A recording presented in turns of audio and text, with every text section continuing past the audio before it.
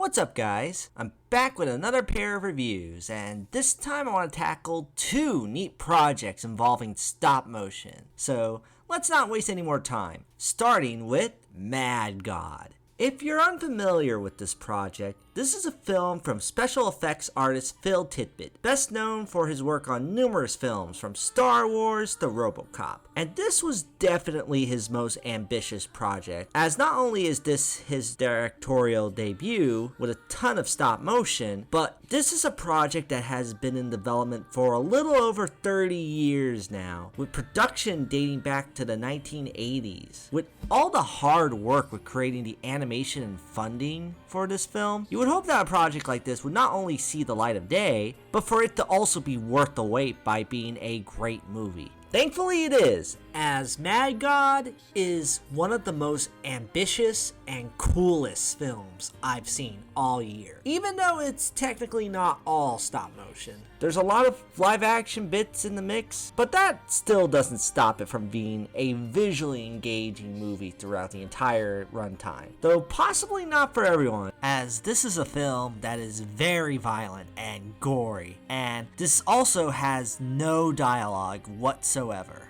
Even despite that, it's not a fault of the film because one, the violence in this, for being a stop motion animated film, is gnarly to look at.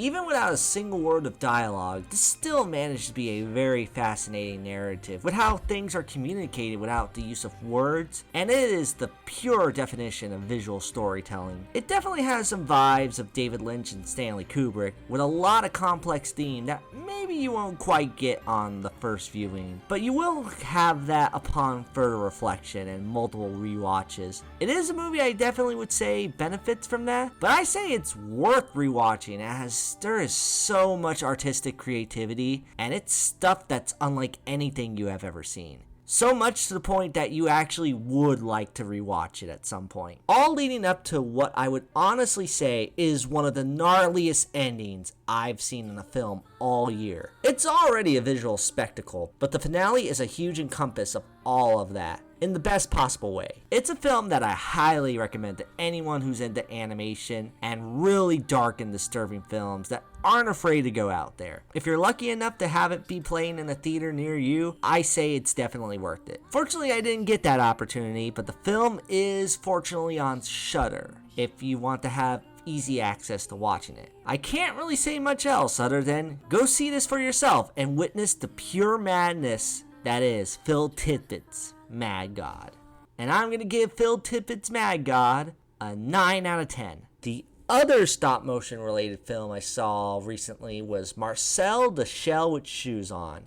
If I'm being totally honest with myself, this was actually my most anticipated film of the entire summer. Though it's not because I'm familiar with the internet character of Marcel the Shell. In fact, I didn't really hear anything about him until I saw the trailer for this movie. However, that didn't stop me from getting really excited over this. I mean, a stop motion animation project that's also essentially a mockumentary was something I definitely would be interested in. Add in being a film from A24 and having a really excellent trailer, this small sleeper caught my eye more than any major blockbuster coming out this summer. As for the film itself, it didn't disappoint, as the best phrase I can describe Marcel the Shell with Shoes On is cute as shit. This movie is easily one of the most heartwarming films I've seen all year, and it's commendable for a number of different reasons. Starting with the animation, which I must say, this is some really impressive use of stop motion animation. Not just because it's the kind of animation style that always has a lot of time and effort put into it, but there's a decent amount of regular live action in here as well, and the way they integrate the two is incredible. For what I can imagine working with a small budget, the amount of creativity put into this small world is really admirable, and I can't imagine how they were able to pull off some of the stuff seen here from an animation's perspective. I'm sure there's some movie magic and green screen involved with a lot of this stuff, but the way it's integrated here makes it look so seamless that it sparks your creativity. Even taking the animation out of it, this is just an incredibly touching movie about a shell creature who showcases his life and how he sees the world world in a very awe-inspiring, childlike perspective. Unlike practically every other A24 film, this is geared to more younger audience. Though I say it's pretty refreshing to see, especially after the traumatization that was the last A24 movie I saw. Even despite being more for younger audience than the average film from the studio, it's not done in a way where I think adults wouldn't enjoy it. This is still a very funny and also very touching film that talks about themes of loss and change in a way where kids can get behind and understand these themes in a very interpersonal manner. It's also straightened by a very charismatic lead, as Marcel is one of the most endearing protagonists you'll see in a film all year. He's a very timid, naive, and curious little character who's always charming with how he talks about how he sees the world through his own little perspective. It also helps that Jenny Slate does an amazing job giving this character the childlike innocence that makes him so lovable with her voice performance here. Apparently this was one of the projects she was originally known for before making it big as an actress, and I'm glad she's still able to retain a lot of the character's charm with her voice acting here. Plus, off-topic side note, this really makes me hope more so that Jenny Slate gets cast as Amy Rose in a future Sonic movie. I mean, come on, how would she not be perfect to act as her alongside Ben Schwartz? Regardless, this film is genuinely touching and really stands out in the sea of kids film by being a more subtle and quiet approach to one that doesn't feel like a cynical cash grab in the slightest. If I had any sort of complaint, a part of me wishes that there was a little bit more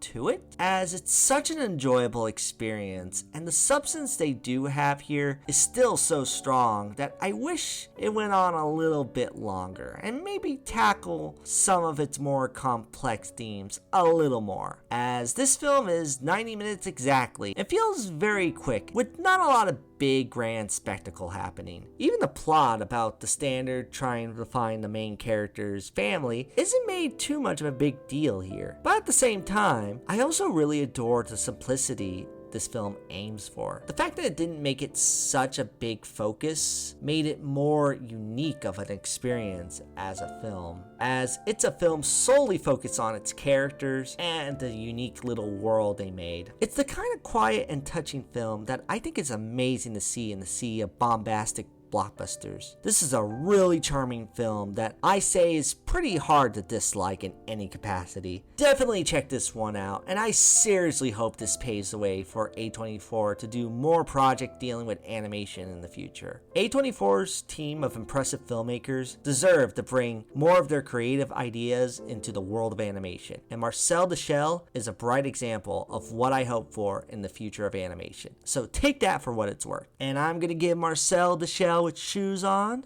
a 9 out of 10. So yeah, I highly recommend both of these really rad stop motion animated films. Let me know what you think about the films if you've seen them already in the comments below, and I'll see you guys again in the near future. Later. Alright, so I'm making like a little documentary. Oh, it's like a movie, but nobody has any lines and nobody even knows what it is while they're making it? No?